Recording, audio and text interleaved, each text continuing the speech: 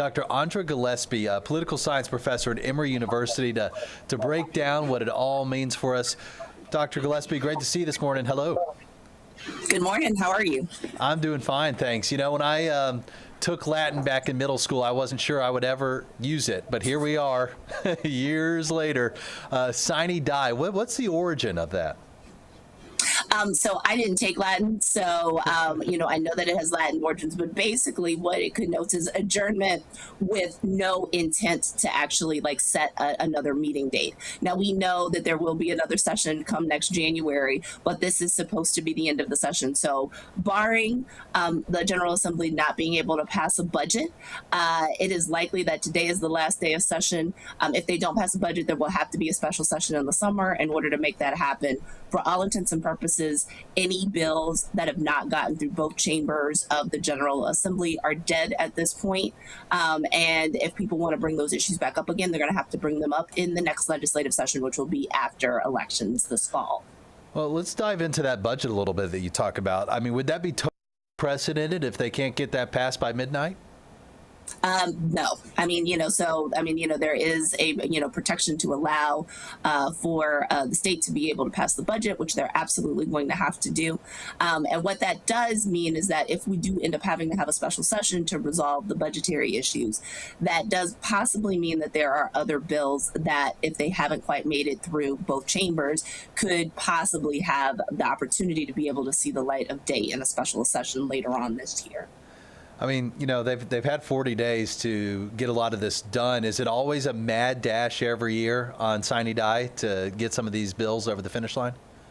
Yes, it is. And one of the things that's actually really interesting to watch, and you can see it if you're watching the webcam, is that, once the clock strikes midnight and, the session is over, you might see legislators throwing up bills in the air or throwing up torn bits of paper, as a sign of celebration, but actually probably also as a sign of exhaustion as well. It's like graduation in a different way.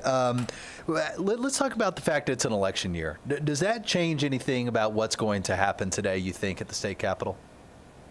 Well, there are certainly some issues like property taxes and income taxes that candidates are going to run on. So we know that Lieutenant Governor Burt Jones, who presides over the Senate chamber, has certainly been an advocate of lowering taxes as much as possible, and certainly of trying to get rid of those. And so there are issues that are going to come from how low our taxes get cut, and what's happening with property tax exemptions that statewide candidates and even state legislative candidates are going to be able to run on in the fall. So especially for those members of the legislature, who are getting ready to, run for higher office, they're also going to point to what they were able to do, or their opponents what they didn't get done during the session as evidence of their effectiveness and evidence of why they should be promoted to another job. Okay, walk me through next steps. With what comes after Sine Die, and what should we be watching in the weeks ahead for folks who are concerned or care about some of these bills? Well, the next thing that we need to pay attention to is May 14th. So that is the deadline by which Governor Kemp needs to sign bills into law. If he doesn't sign them into law, then they automatically become law. But if we look at the bills that have, made it across the chamber and will make it across the chamber tonight, the governor has 40 days to decide whether or not to sign them into law or to outright veto them.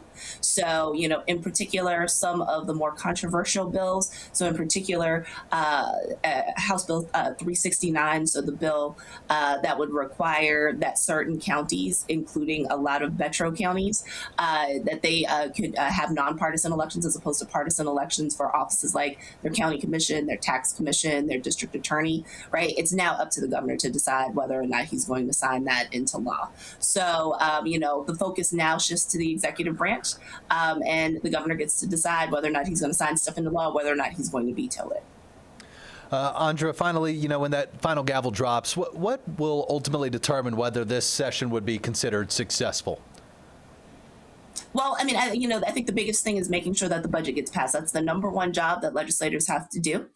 And, I think success will be determined through a partisan lens. So Republicans, are going to be looking at the issues that they care about. So for those who care about social issues, they're going to be looking at the success of their issues related to trans rights.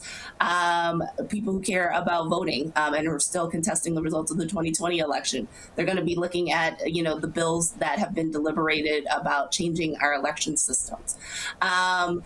Those who care about our tax rates and want to make us more competitive relative to our neighbors like Tennessee and Florida, right, are going to be looking to see how effectively they've been able to cut taxes. And for those who might be more concerned about fiscal responsibility, whether or not any cuts that are made are actually responsible, as Governor Kemp said in that last set.